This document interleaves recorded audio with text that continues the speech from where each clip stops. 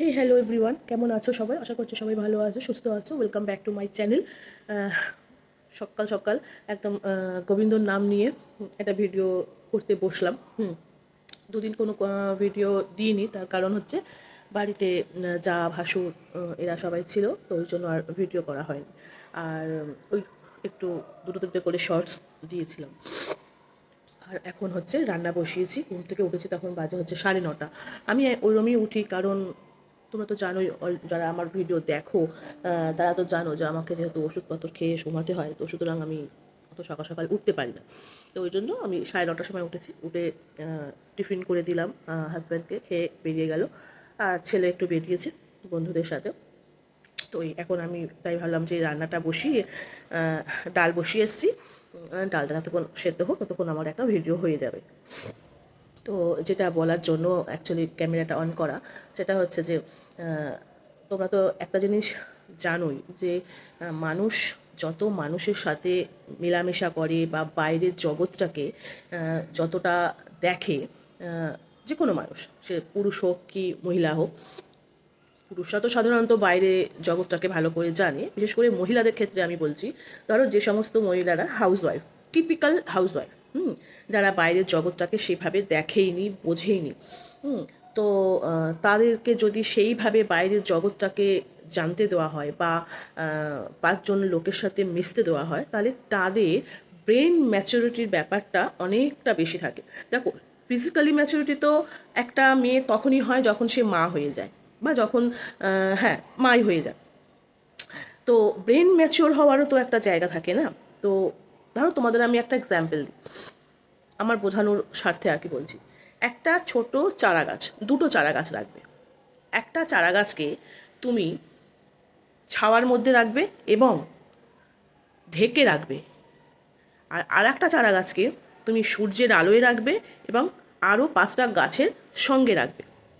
কিন্তু দুটোকেই খাবার দিচ্ছ, জল দিচ্ছ, নিয়মিত সার দিচ্ছ, সব দিচ্ছ, তাহলে কোন গাছটা বেশি বাড়বে? যে ছাওয়াতে আছে এবং যে ঢাকা আছে, যে একা আছে, সে বাড়বে, না যে ঝলমলে রৌদ্রে রয়েছে এবং আরও 5টা গাছের সঙ্গে রয়েছে? কোনটা বাড়বে? অবভিয়াসলি যেটা বাইরে রৌদ্রে রয়েছে, তাই না? তো সেটা একটা মহিলার ক্ষেত্রেও তাই। একটা মহিলাকে যদি 5 জনের সাথে মিশতে দেওয়া না হয় বা বাইরের জগৎটাকে যদি জানতে না দেওয়া হয় যে আজকাল মানুষ কীরকম, কারণ যত দিন যাচ্ছে মানুষের মধ্যে হিংসে, লোভ, ক্রোধ, আরও অনেক কিছু রয়েছে।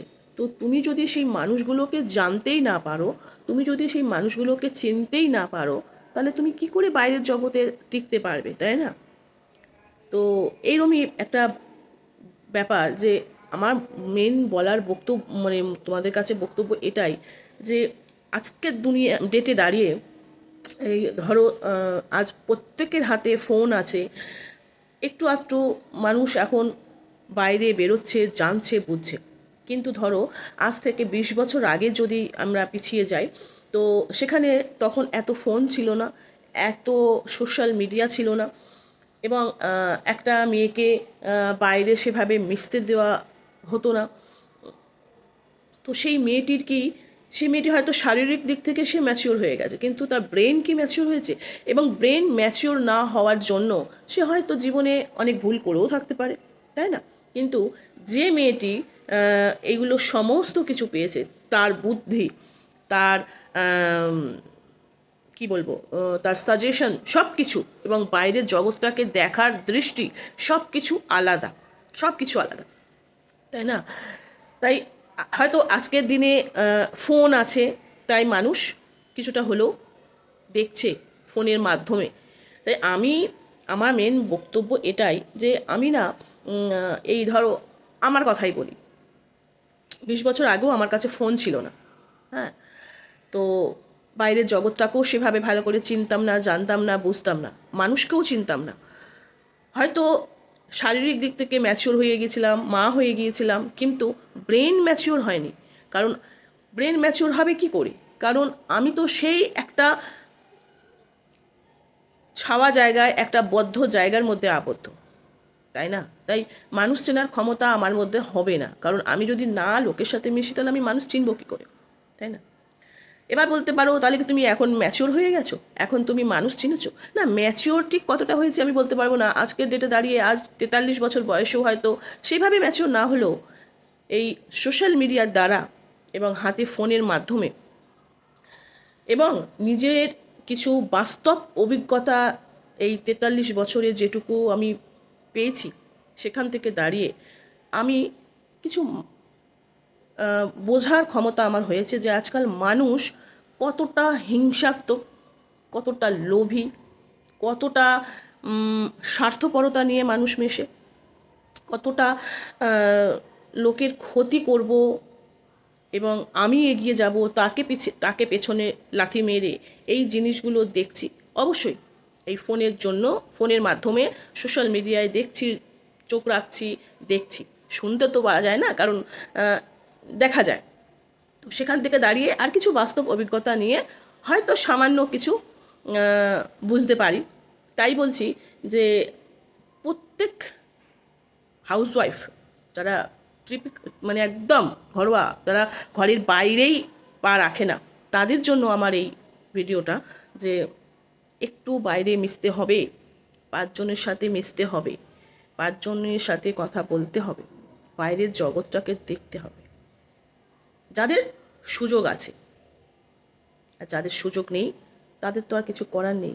যেমন আমাকে এই ফোনের মাধ্যমেই মানুষজনকে জানতে হচ্ছে, বুঝতে হচ্ছে এবং কিছু বাস্তব অভিজ্ঞতার সাথে আজ কিছুটা হলেও হয়তো বুঝতে পারি যে কে কেমন, কি চায়, আর নিজের জীবনের কিছু কঠিন অভিজ্ঞতার মাধ্যমে আমি এই কথাগুলো তোমাদের সাথে বলছি।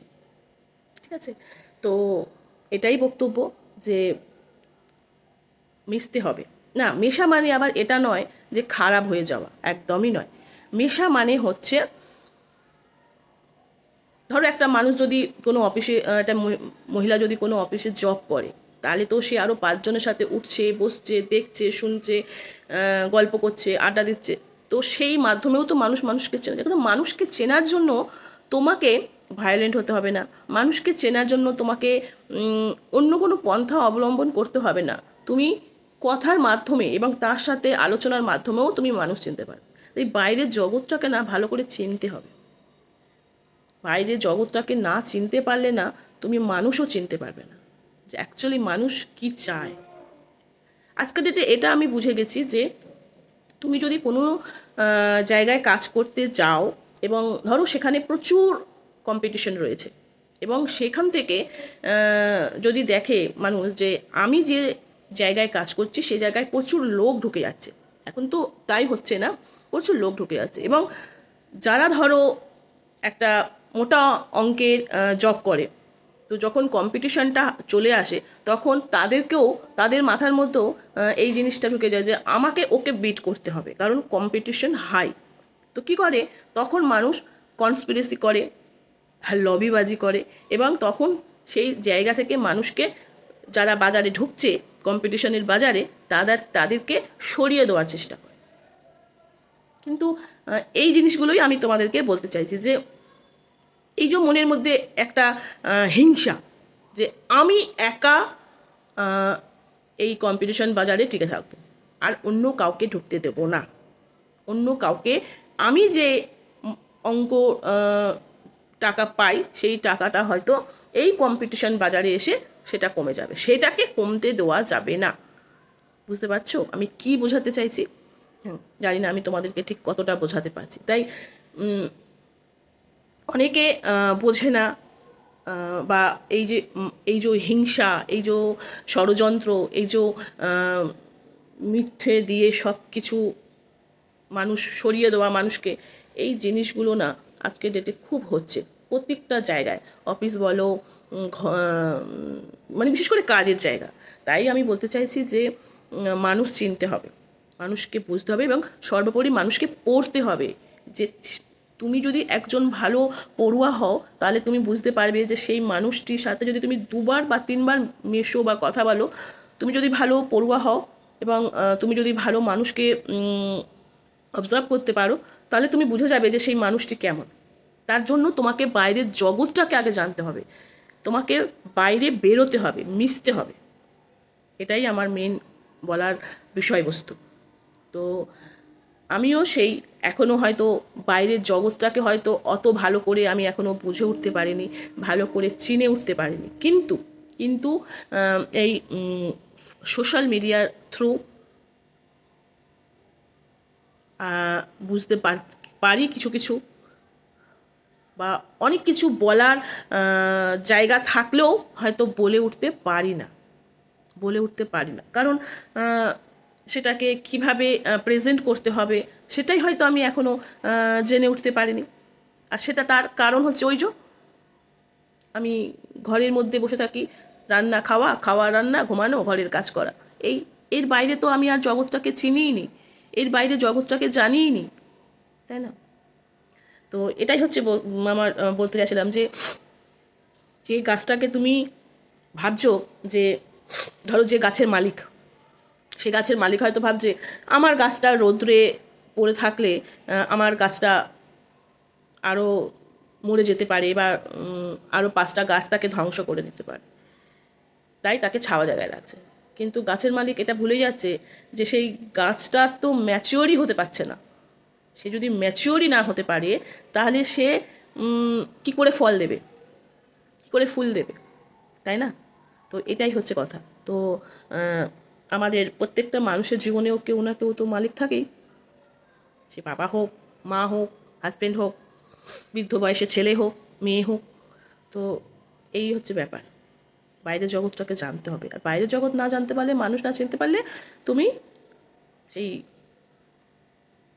যেভাবে তোমার বেড়ে ওঠার কথা তুমি বাড়তে পারবে না, কারণ তোমাকে বাড়তে দেওয়া হয়নি।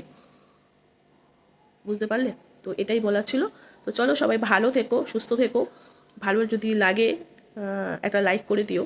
আর আমি ঠিক তোমাদেরকে জিনিসটা কতটা বোঝাতে পারলাম, বা তোমরা ঠিক আমার বক্তব্যটা কতটা বুঝতে পারলে, সেটাও একটু আমাকে একটু জানিয়ে যেও। তাহলে আমি বুঝবো যে হ্যাঁ, কেউ না কেউ অন্তত আমার বক্তব্যটাকে বুঝতে পেরেছে।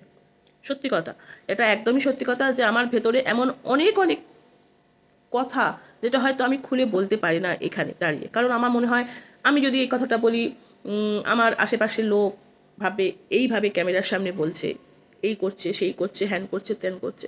তো চলো, না বলাই ভালো। আর আমি বলতেও চাই না, কিন্তু আমি বোঝাতে এটা চাইছি যে মানুষকে বাইরের জগতের সাথে মেশাতে হবে, বাইরের জগৎকে জানাতে হবে, চেনাতে হবে, বোঝাতে হবে, তবেই তুমি বুঝতে পারবে। তার আগে তোমার ব্রেন ম্যাচিওর হবে না। হয়তো তুমি শারীরিক দিক থেকে ম্যাচিওর হতে পারো, আজ তুমি 43 কেন 53 বছরেও পৌঁছাতে পারো, তাতেও তোমার ব্রেন ম্যাচিওর হবে না যদি তুমি 5জনের সাথে না মেশো। হ্যাঁ, এবার তোমার বাস্তবিক জীবনের কিছু অভিজ্ঞতা হয়তো সেখান থেকে হয়তো তুমি ম্যাচিওর করতে পারো, কিন্তু বাইরের জগৎটাকে চেনার মতো ম্যাচিওরিটি তোমার হবে না। বুঝতে পারলে? এটাই বলতে চাইছি। তো চলো, পাশে থেকো, সাথে থেকো, ভালো লাগলে লাইক করো। চলো, ভগবানকে ডাকো, ভগবানের নাম স্মরণ করো, গোবিন্দর নাম স্মরণ করো। গোবিন্দ আছেন, থাকবেন, ভগবান সব সময় থাকেন মানুষের পাশে।